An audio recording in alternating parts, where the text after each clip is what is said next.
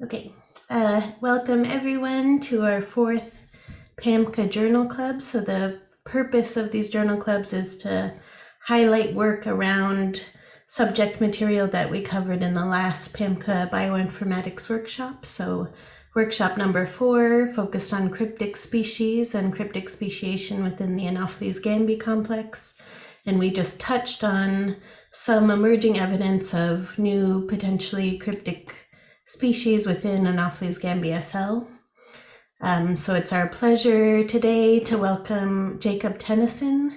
He's a research scientist at the Harvard T.H. Chan School of Public Health, Department of Immunology and Infectious Diseases, with affiliate positions at the Broad and the Ronan Institutes. He has a PhD in zoology from Oregon State University, where he also held a research faculty position before moving to Harvard. And today he'll be presenting work on one of those potentially new cryptic species in Anopheles gambiae, with his paper, A Population Genomic Unveiling of a New Cryptic Mosquito Taxon Within the Malaria-Transmitting Anopheles gambiae Complex. So welcome, Jacob, and everyone else. As we go along, please drop questions in the chat, and we can answer them as we go, and we'll also have time at the end to discuss. So take it away, Jacob. Okay, thank you, Brandy, for that introduction, and thank you all for giving me this opportunity to talk about this work, which we published last year. And so here it is. So first, I'd like to just acknowledge my co-authors and other people who have made this work possible by collecting samples or helping to process them or the data that they generated. And this work was funded by agencies on both sides of the Atlantic. So all these people and institutions are what made this work possible. Okay, so as I think everyone here is well aware of, malaria is a terrible, widespread disease that causes over 200 million.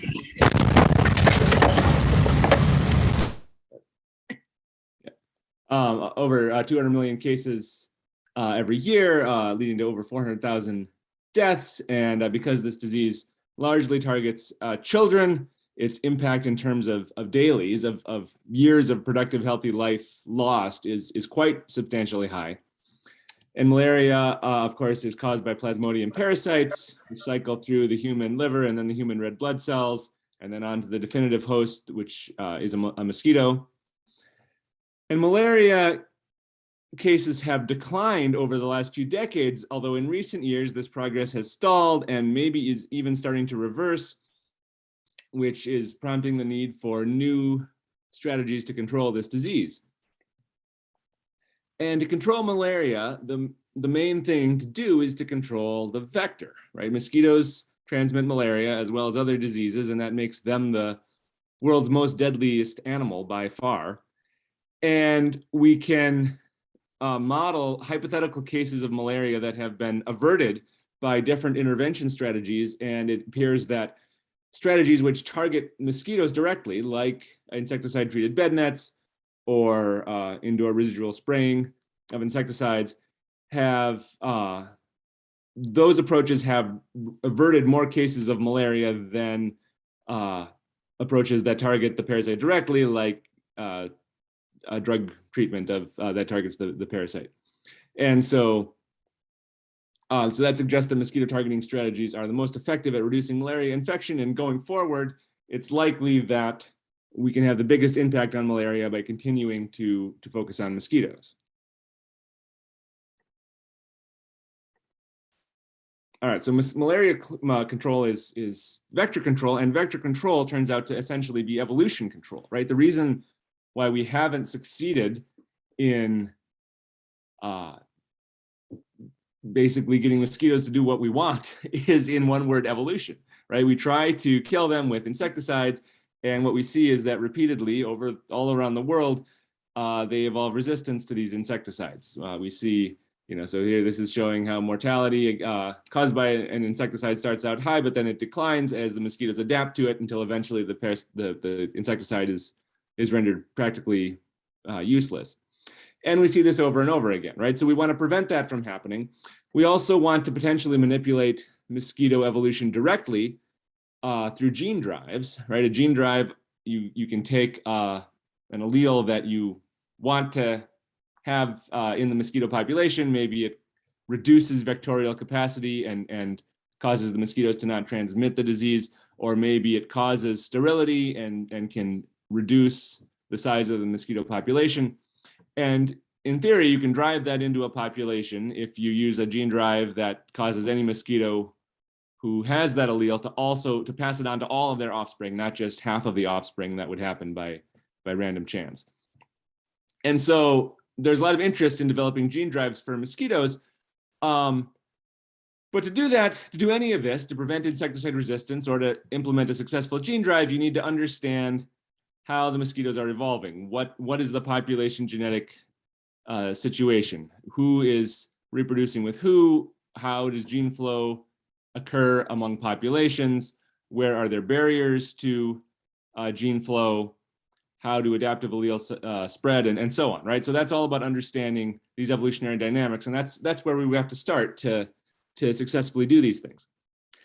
And unfortunately, though, if you were going to pick an animal that you wanted to really get a handle on its evolution and population genetics, mosquitoes are one of the most difficult and challenging animal to pick. And that is because they have this really complicated evolutionary scenario here where malaria in Africa is transmitted by mosquitoes of the Anopheles gambiae complex, which originally were thought to be a single species, but then it turned out that these actually are a whole complex of several morphologically indistinguishable species that occur in different parts of Africa. And their evolutionary relationships are very complicated because they have branched out from each other, but then there has been imperfect reproductive isolation. So there has been continuous gene flow and integration among these different lineages. And the result is that different portions of the genome have different evolutionary histories. If you look at one gene, it'll say that these two species are very closely related. But then if you look at a different gene, it'll say that there's a different evolutionary relationship. And so this species complex is in fact very complex, and it makes it challenging to predict who is reproducing with who, and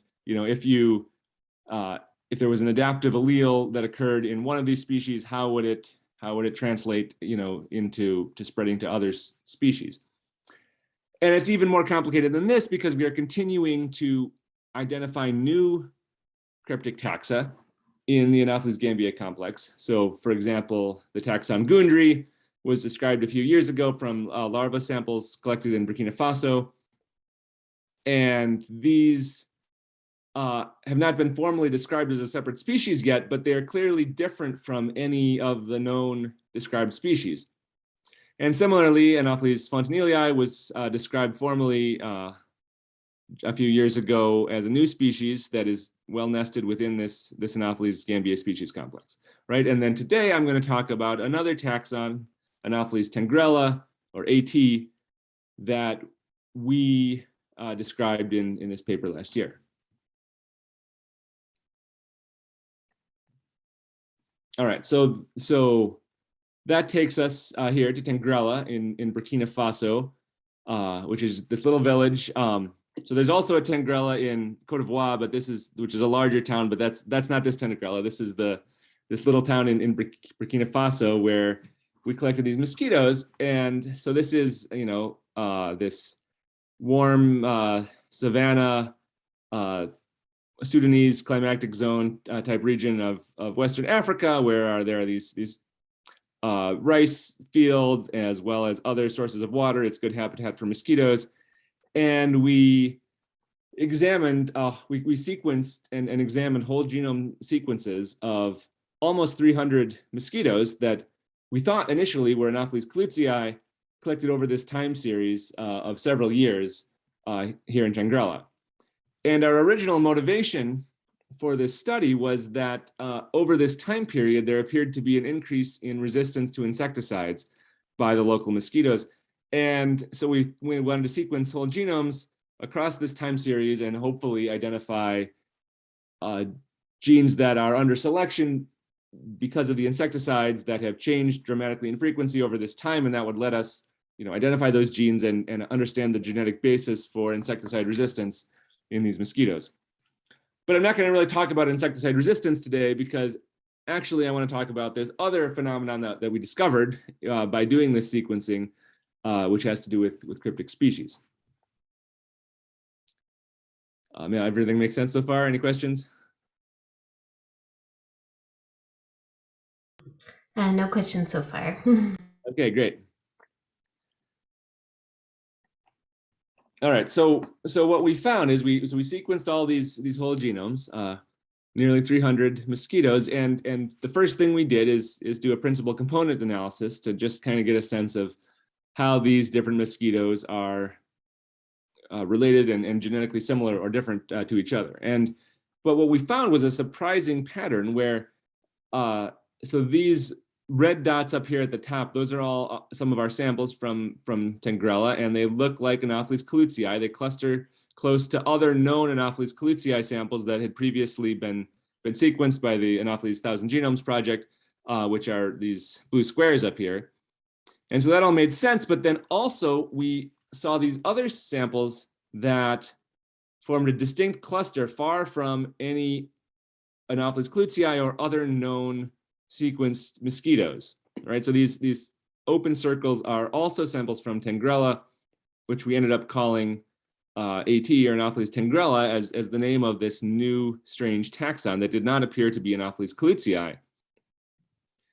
And you can see that they are similar. The thing they're closest to is this cluster of the Gundry samples. So again, Gundry mosquitoes were also collected from Burkina Faso, and so this was very notable that these things look like Gundry, but they're not perfectly overlapping with the Gundry samples. They're just close to them. And so we at first weren't sure if we had just found another population of Gundry or if we had found something totally different, right? Because the PCA is just sort of a first look, but it's hard to know exactly, how meaningful these differences are when you just look at the PCA, even though it's very helpful to get a first picture of it.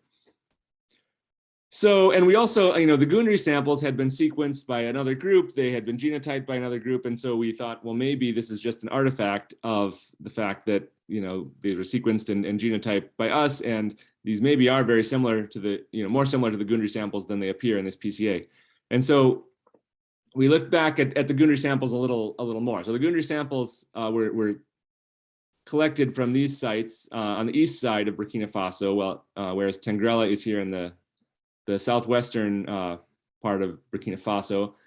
And we also have, true Anopheles colucii that we collected here in Tengrella, and there were also Anopheles colucii collected from these sites in Burkina Faso.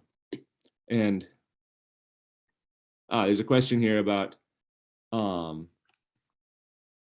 gene drives. So how gene drives work is, there's a few different ways that they work, but the idea is that there's an allele that you want, and it's coupled with a mechanism that ensures, so it's linked on the chromosome to a mechanism that ensures that every offspring contains that allele. And so one way to do it is to kill any, have a mechanism that will kill any offspring that does not contain the allele that you want. And so under normal Mendelian inheritance, if there's, an individual is heterozygous for a locus, then half the offspring will inherit one allele and half will inherit the other allele. But if there's a gene drive and it kills any offspring that inherits the wrong allele, then it ensures that every offspring will inherit that allele. And so even if they mate with a wild type mosquito, they'll inherit the wild type allele from that parent, but they'll inherit the gene drive allele. Every single offspring will inherit the gene drive allele from the parent that has the gene drive, and that way it can kind of be forced into the population because the allele will have a much higher fitness than the wild type allele. And that's the idea, right? But that only works if mosquitoes are all reproducing with each other, right? And so if there are cryptic taxa, that really makes it more complicated. And so that's why it's good to understand this kind of population structure and get a handle on, what would happen to an adaptive allele. Would it spread to all the mosquitoes in that location, or are there reproductive barriers? Okay, so we went back and we wanted to look at the original Gundry whole genome sequencing data more carefully. And so our data were sequenced on Illumina, and so were theirs, but they used 100 base pair reads and we used 150 base pair reads. So we trimmed our reads to be the same length of theirs just to ensure that there were no weird artifacts caused by different length reads. And we aligned and genotyped jointly all of these samples, the original Gundry samples and ours, just to minimize any effect of the process of calling genotypes.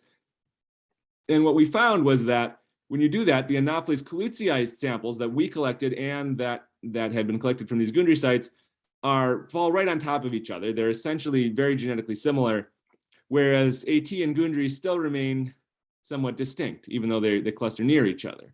And so that suggests that this isn't just a sequencing or genotyping artifact, and it's not just the normal amount of genetic divergence you would expect over this geographic distance, because we don't see any such divergence in Anopheles colucii from the same sites, but we do see it here. And so that suggests that this isn't just another population of Gundry, but something a little bit different.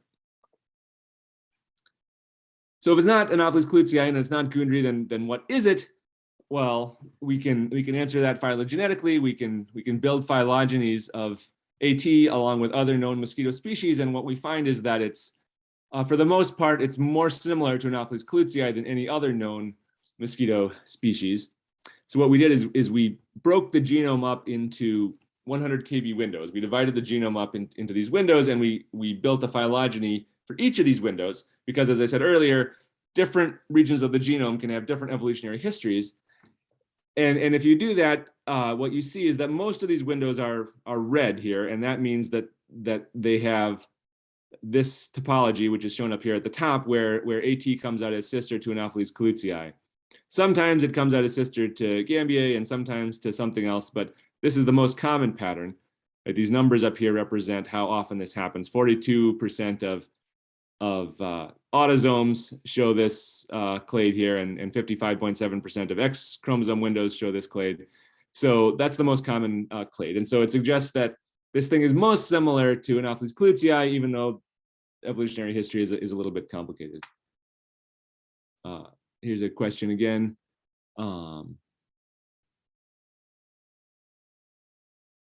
About the PCA, which data were used to generate the PCA?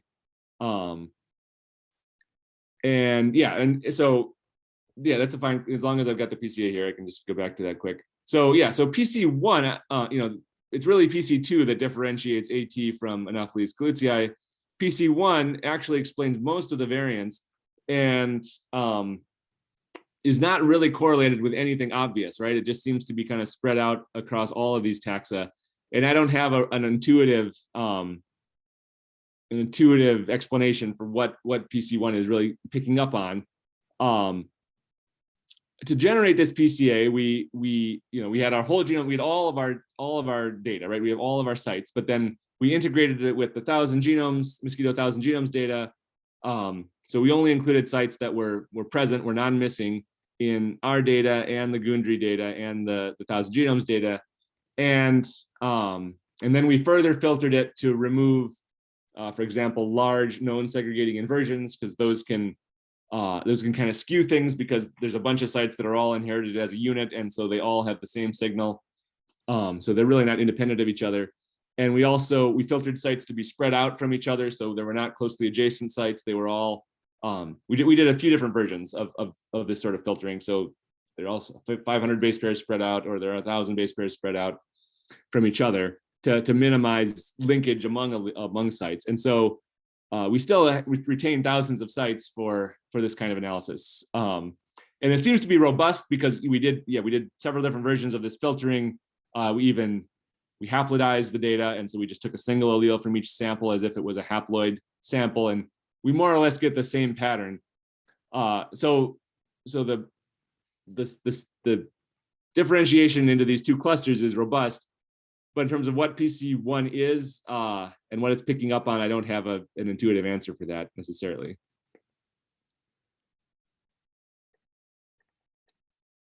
All right, so yeah, so the most common phylogeny pattern is that AT is sister to Anopheles clutii. One of the major exceptions is this 2LA region, which is this one of these large segregating inversions. So this is a known large inversion that occurs in the Anopheles gambiae complex, and it's polymorphic in AT, but it's not. There's almost no polymorphism in the Burkina Faso samples of Anopheles clutii, and so that makes it look a lot more like Anopheles gambiae here in this region. Interestingly, this 2LA region appears to be maintained by balancing selection in AT, because we actually see more heterozygotes than you would expect by chance under Hardy-Weinberg equilibrium. So, that's noteworthy. It suggests that individuals that are heterozygous for this inversion are surviving better. And even among the mosquitoes that we're looking at, even in that generation, there has been selection. And that kind of provides some insight into how this inversion maybe is maintained in mosquitoes, and why this large polymorphism occurs in AT and perhaps in other taxa as well. All right, so anyway, that's the nuclear phylogeny. We also looked at a mitochondrial phylogeny, and we got a similar result. Here's essentially at the mitochondria, and all of the AT samples have the same haplotype, which is pretty different from what most of the Anopheles clutii and Anopheles gambiae mosquitoes have. The same haplotype is seen, or a very similar haplotype at least, is seen in some of the Gundry samples, although most of the Gundry samples have a very different haplotype. And so it's all nested within this group. It's clearly, a haplotype that belongs with the clutii and gambiae sequences, but it points to AT being something distinct here, even with respect to Gundry. Okay, so that kind of gives us a sense of what AT is, but then is Gundry are they both just two separate but related cryptic taxa, or what is the connection between Gundry and AT? And so to get at that, we used a few different software packages that are good for understanding introgression and hybridization between different populations and gene flow and things like that. And so one really great piece of software for this is admixture, which is commonly used in all kinds of population genetic applications in humans and in other species. And so we used it here. And what admixture does is it will estimate a number of ancestral populations that have contributed to your empirical contemporary samples. And you can see if they are completely two different populations, or if they are admixed combinations of more than one ancestral population. And if you run admixture on our data, what we see is that all the AT samples seem to be 100% derived from this red population.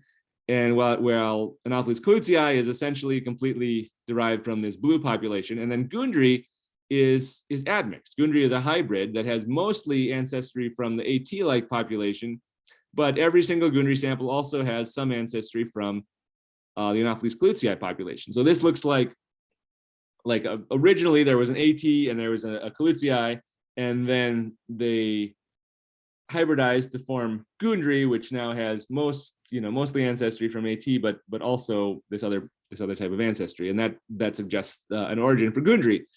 And so that's a nice story here from these admixture results, but we really wanted to confirm that using other approaches.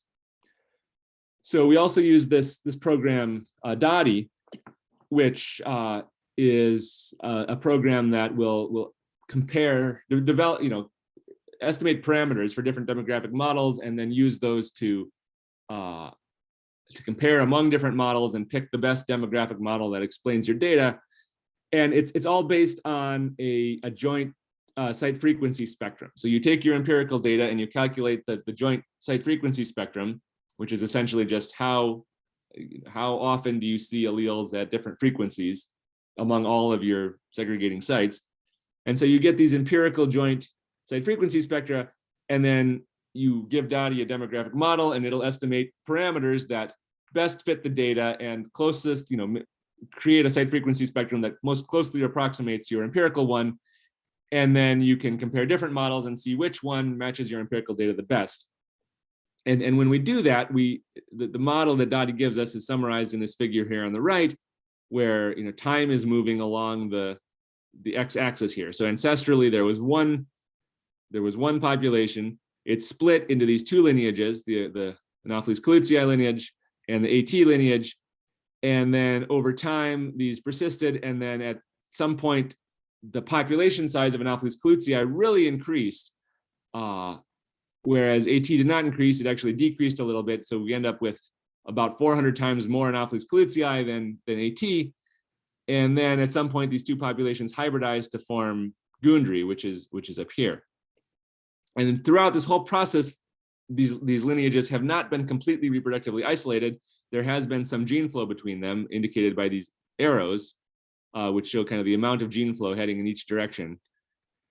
And so they're distinct lineages, but there has been some gene flow. And then Gundry is a hybrid between them that occurred relatively recently.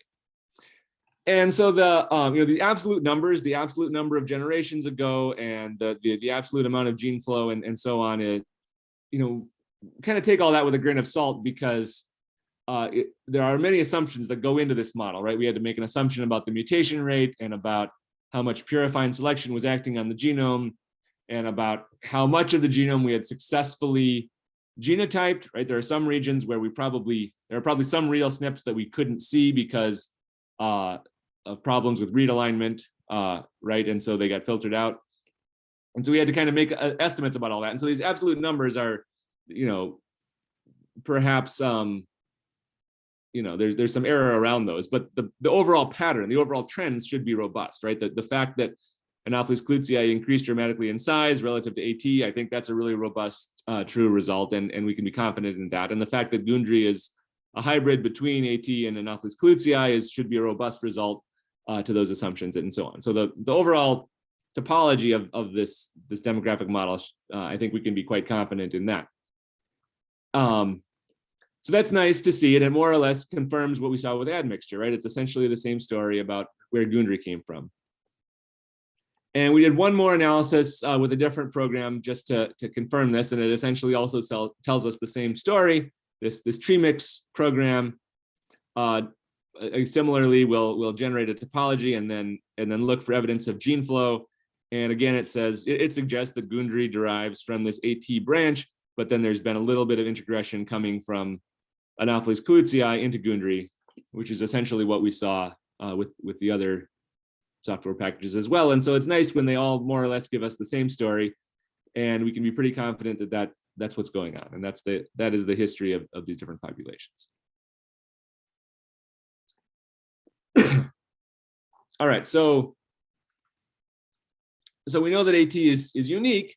AT is something new. So what's unique about it? What is actually interesting about its genome that makes it different from other known mosquitoes? And so now we can kind of delve into patterns along its genome that suggest what is particularly noteworthy about AT. And so we can start by doing that. We can start by using FST.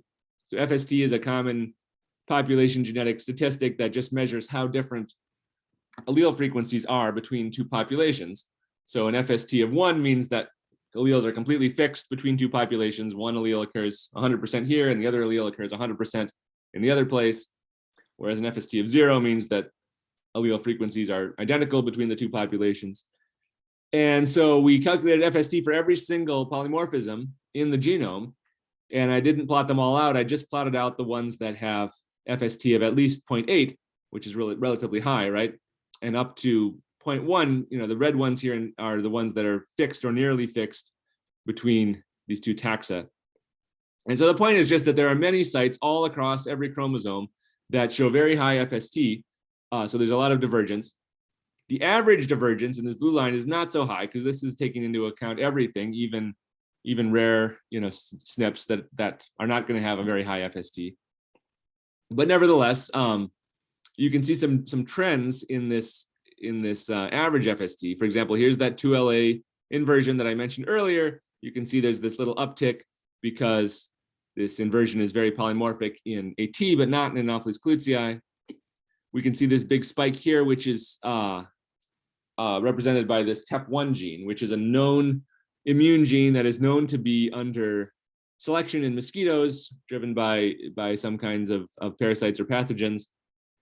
And so it's not surprising to see the spike here, and it suggests that there have been there's been selection, differential selection in AT versus Anopheles klutzi, selecting for different alleles in these two taxa.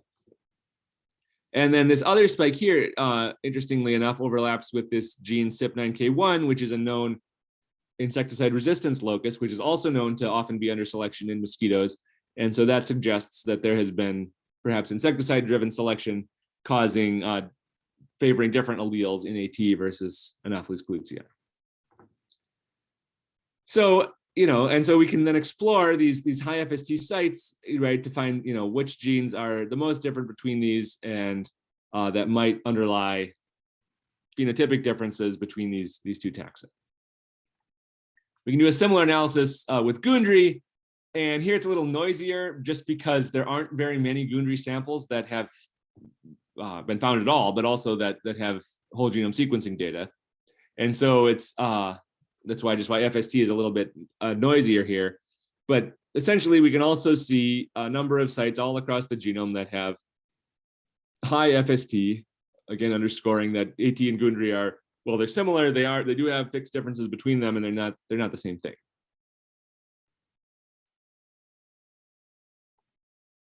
We can also look at genetic diversity. So pi here is nucleotide diversity. It's essentially the number of sites, or the proportion of sites that you would expect to differ if you randomly selected two chromosomes out of the population and compared them.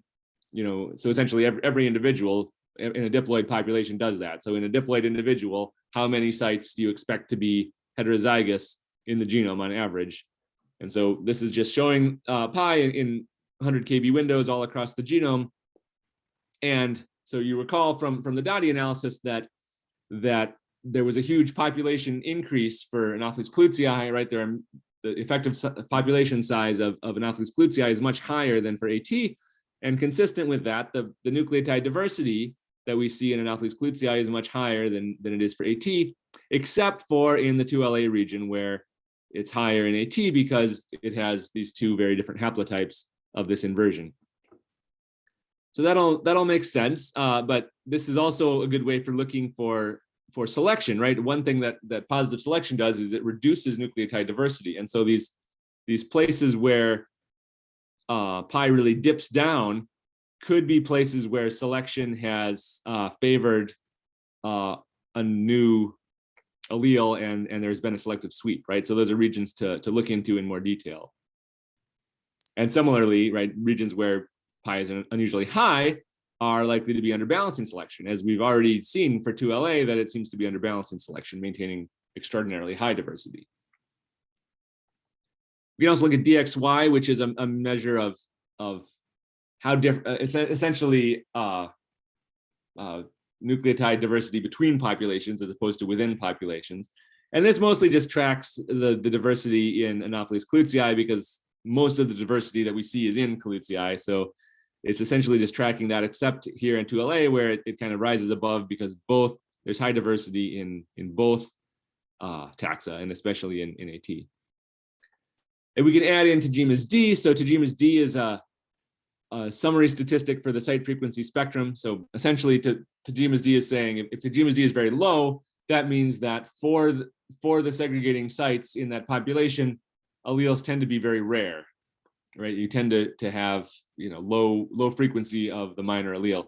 Whereas if TGMAS-D is high, that means that for most sites, there's intermediate frequency and both alleles are similar in frequency at most of your sites.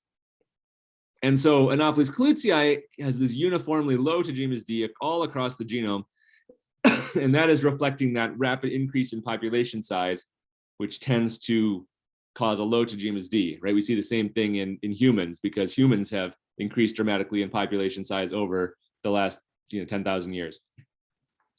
So Anopheles clutzi is doing the same thing, possibly in response to humans, right? It's consistent with this split between these two taxa, and this dramatic increase in size of Anopheles clutzi is consistent with occurring with the rise of agriculture in Africa, and increased agricultural habitats that perhaps have favored Anopheles clutzi and maybe have not been as good for AT, and leading to AT being relatively rare compared to Anopheles clutzi.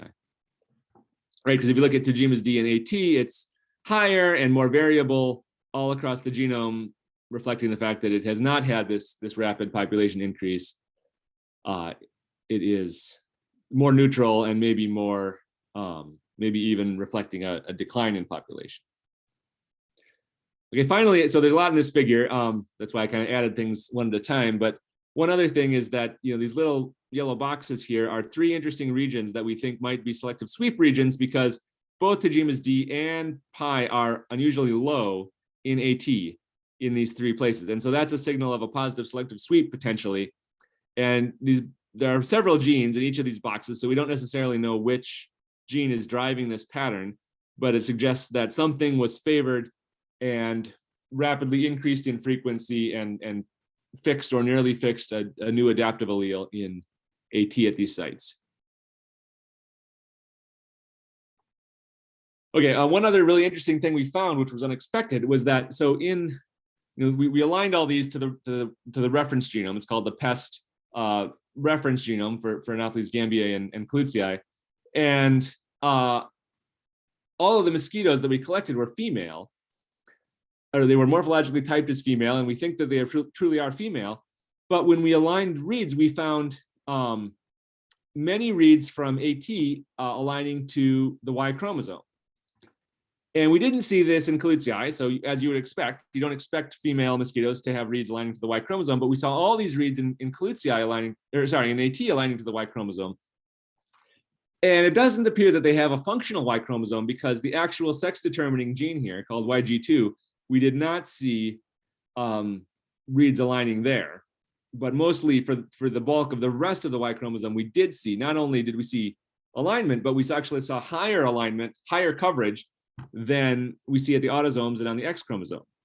So what we think this means is these mosquitoes don't have a functional Y chromosome, but there is a bunch of sequence which in Anopheles clutzi only occurs on the Y chromosome, whereas in AT, this sequence has duplicated itself multiple times and inserted itself elsewhere in the genome on the X or on the autosomes. We can't really tell.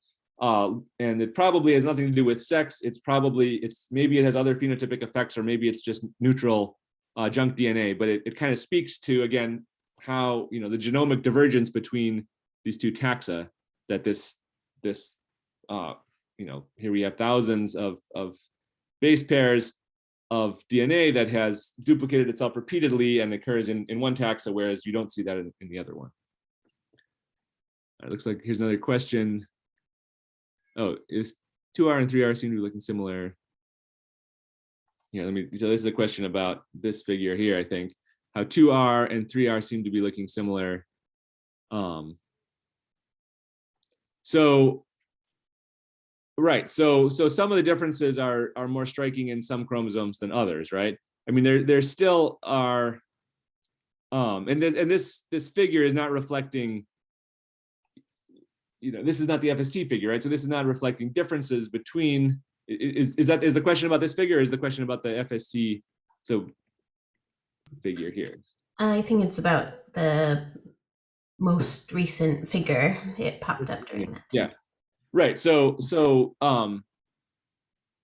nucleotide diversity varies right across the genome, right? And so the overall trend is that diversity is higher in clutzi, and Tagemas D is lower in clutzi, but you can see that varies around the genome, right? So there are some sites where diversity ends up being fairly similar between them, and other sites where it's greater, and that probably is reflecting it's ultimately probably due to selection, right? Either positive selection or purifying selection, conserving some regions more than others. And then, right, there's this complicated pattern of linkage in mosquitoes because of these large inversions. Large sections of the genome can all kind of behave as a unit, and selection acting on one part of one of these large haplotypes can kind of affect the whole haplotype. And so you can end up with, maybe sections where, like here, there could be, a large section where diversity was really reduced in AT, but it was really increased in Klutzi, perhaps because selection was favoring, diversity in Klutzi, but not AT. And then you don't see that in other places. So it's useful to have the summary of the average across the genome, but it's also useful to look at this kind of pattern because different regions of the genome can tell different stories. I don't know if that answered the question so well, but that's essentially all I know, right? We don't actually know why, the specific reason why different regions show particular patterns.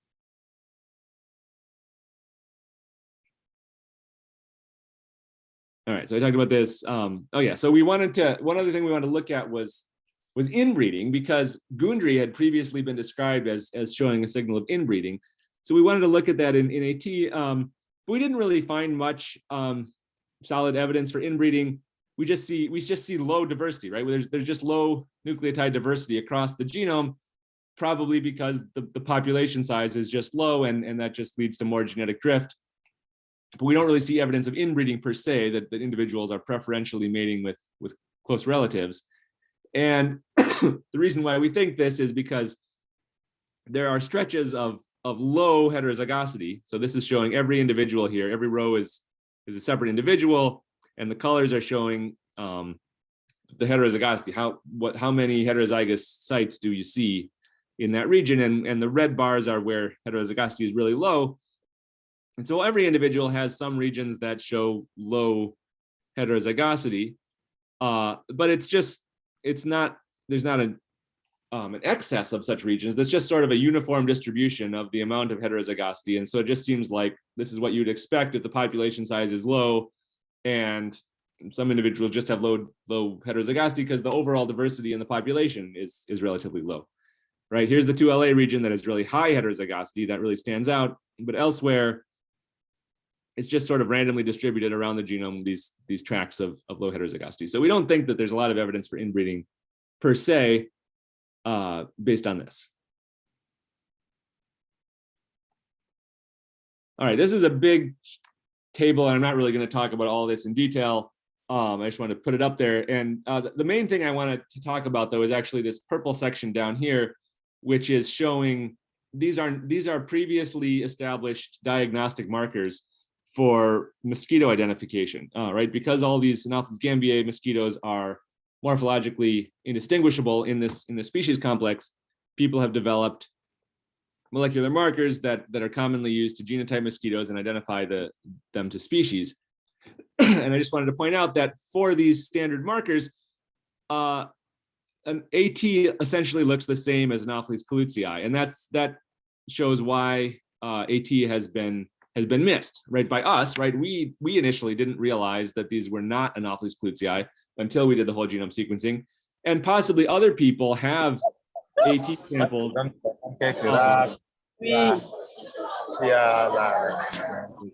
Possibly other people have AT samples that they've collected, and they've perhaps typed as Anopheles klutzi because if you look at these standard diagnostic markers, it would look like Anopheles klutzi. And so, so that we noticed that, and that suggested, okay, so maybe AT is more common than we think, and just it hasn't been detected before.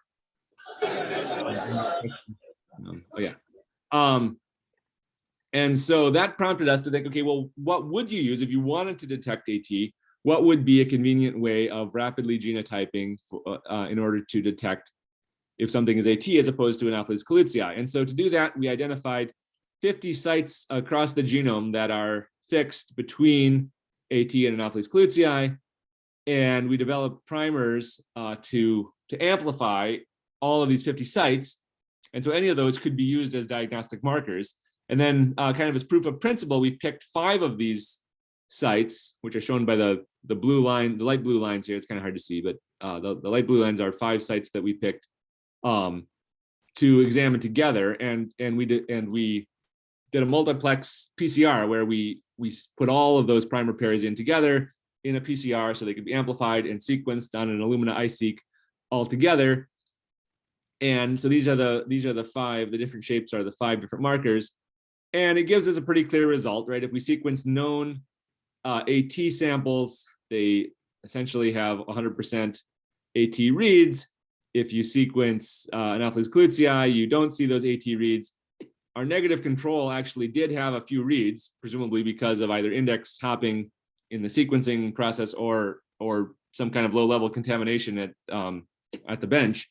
But in any case, you would never falsely assign this negative control to be either species because there are so few reads and they're kind of ambiguous. They're not clearly at 0 or 100%. And so we're pretty confident that you could use these 5 markers to identify a new taxon. And if it was just junk, if there was no good mosquito DNA, it would end up looking like this, and you would say, oh, there's, it's clearly not anything.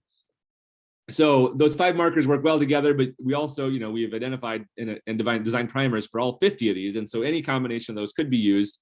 And I think one lesson from AT is that you shouldn't just use 1 or 2 markers to identify the species of a mosquito, because you might miss something. It's better to use at least a few different unlinked markers, and then you're less likely to misidentify something.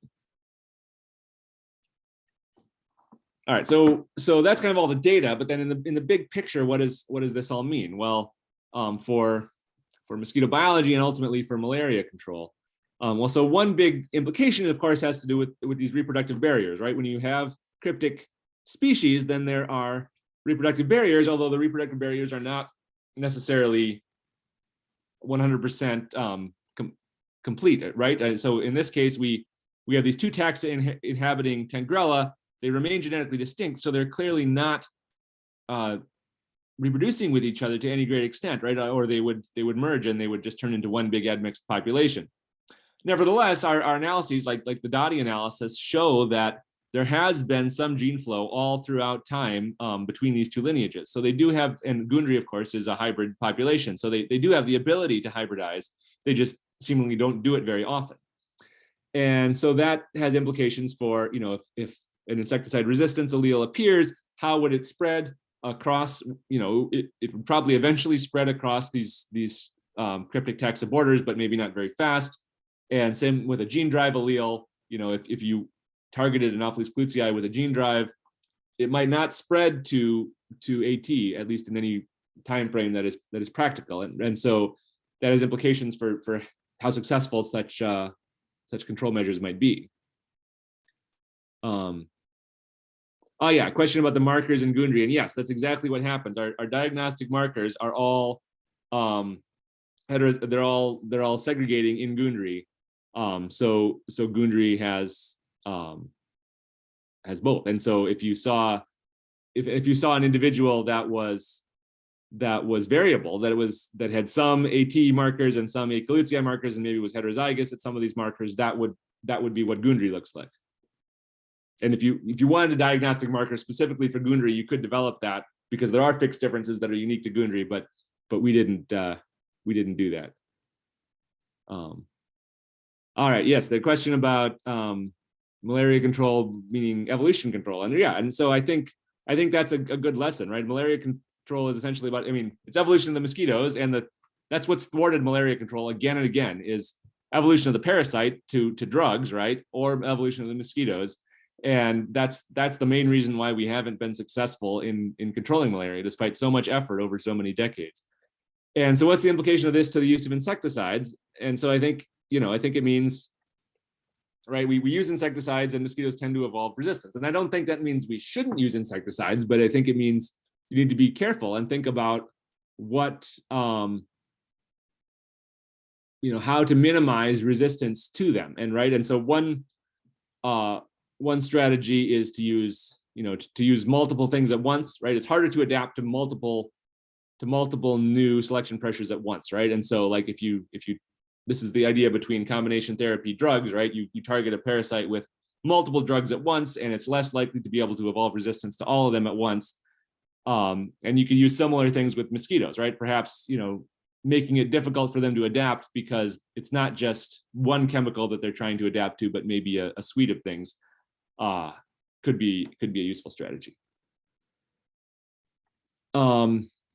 Yeah, and also this cryptic taxa thing really, potentially confounds any kind of basic biology or inferences you're trying to do about mosquitoes or anything we're trying to learn about them. Because if you think you're looking at one species and you're actually looking at a different species, then your conclusions might be misguided, right? So here's a study that, not to pick on this study, I think this is a good study, but just as an example, this Gildenhard study from 2019, they looked at mosquitoes from these two sites in Burkina Faso, not far from Tengrela, and they looked at this TEP1 gene, which, as I mentioned, is very different between AT and Anopheles klutzi.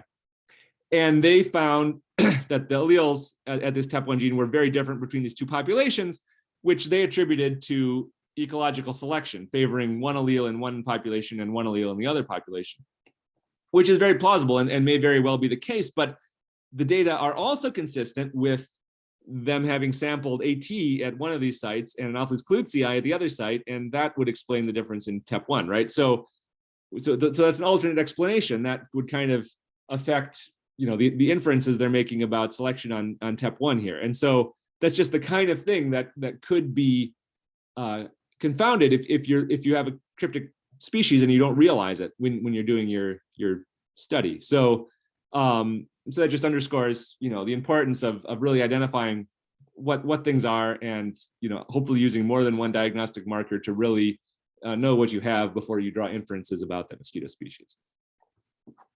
All right, that's essentially my story. So just to wrap up here, in conclusion, we've identified this cryptic Anopheles taxon in Burkina Faso, AT, or Anopheles tengrela. It seems to be the source of gundry, which is revealed to be actually a hybrid taxon between AT and Anopheles klutzi.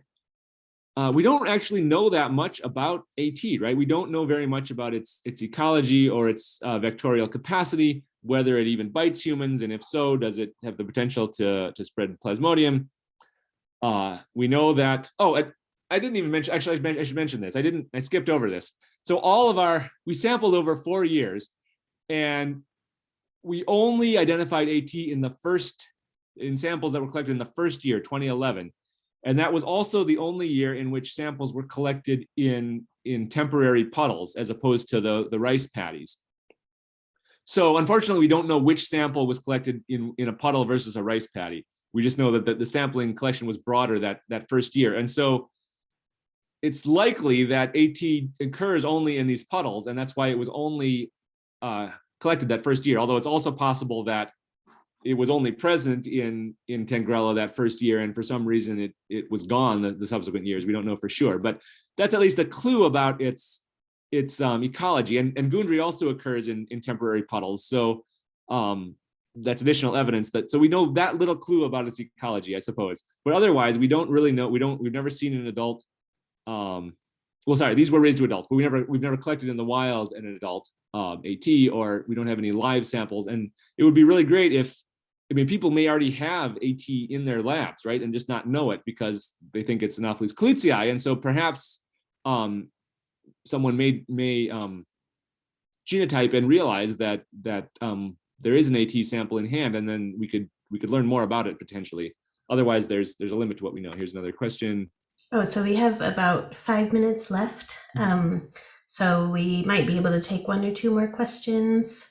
And I just wanted to say thanks a lot for giving us a good segue into our next bioinformatic workshop, which will cover the calculation of some of these diversity statistics. So you've really nicely linked our evidence supporting new species within gambiae to ways that we calculate statistics over the genome to support those claims. So I have a quick question, maybe not so quick, but what are the plans now for looking into this potentially new species? Do you have plans? And then we could take these last questions from the group. Yeah, I think that the quickest thing would be if we could identify additional AT from samples already in hand. And so that's, we're not immediately doing that, but I think long term, that's certainly a goal, is to genotype additional putative Anopheles klutzi using our diagnostic markers and potentially identify more AT. We tried to do that for this paper. We looked at a sample of klutzi, but they all in fact were klutzi. So we did not in fact find any more AT in that sample. The best thing would be to find live AT, right? Then you could actually learn something about its vectorial capacity and everything else. And that would involve new, field work to collect new live mosquitoes from this area and test them. And so we're not doing that currently, but that could be a long-term goal. And more broadly, I think, this is just the tip of the iceberg. There are almost certainly other cryptic taxa in the Anopheles gambiae complex and other, we also have interest in other Anopheles mosquitoes elsewhere in the world that we're doing population genetic surveys of, and it's likely that we're going to find similar patterns of other cryptic taxa as well. Here, let me just look at a couple questions in the chat here. Yeah, do we develop or plan to develop primers? Yeah, so we have primers. We published sequences of primers for all 50 diagnostic markers, and in particular the 5 that we've demonstrated do work well together, and you can amplify them all together in multiplex PCR. So those are all in the paper that other people can use. How the evolutionary genetics of vectors would help drive malaria elimination if we won't be using the classical vector control strategies. Well, I think we can still use, insecticides are still useful, and insecticide treated nets and everything are still useful, and gene drives are still useful. I just think, you don't want to implement them naively. You want to understand something about the population structure and, which mosquitoes are actually going to be targeted. And there's probably no cure-all, right? You can't just implement a gene drive and have it spread to every single malaria-transmitting mosquito in Africa, right? Because they don't all reproduce with each other. And so you have to kind of think about which mosquitoes are going to be targeted by your policy, and then what other policies do you need that will perhaps target other mosquitoes. Reproductive barriers. Yeah. So it's kind of there's pros and cons to these reproductive barriers with respect to gene drives, right? Because it does sort of contain the gene drive, right? If you know that it's only going to go to a certain number of mosquitoes in a particular taxon, and that's for other mosquitoes, for Aedes mosquitoes, there's been a little more success with gene drives, in part because they're invasive, and so they occur in parts of the world where they don't have close relatives because they didn't evolve there, and they're essentially very genetically uniform there because the small number of mosquitoes founded an invasive population and spread, and so it's much more practical to implement a gene drive on Aedes in Australia or somewhere like that for those basic evolutionary genetic reasons. And implementing a gene drive on Anopheles in Africa is more challenging because it evolved there and it has this complex population structure and cryptic taxa. But it doesn't mean it's impossible. It just means you have to take those caveats into account. All right, I think we're about running out of time here, right? So yeah, so we're out of time. If anyone has further burning questions, I can tell this has got some people thinking. They can drop that in our Slack channel and people can get back to you on those questions or save it for our next workshop. But thanks again, Jacob. Really nice presentation of what's a little bit of a complicated study. I think this fit in very well with what we were trying to cover in our last workshop and our next workshop. So thanks so much for joining us, and thanks everyone for coming, and we'll see you at the next workshop in a couple weeks. Thank you all, and feel free to reach out to me if you have questions. Thanks, Jacob. Thanks all.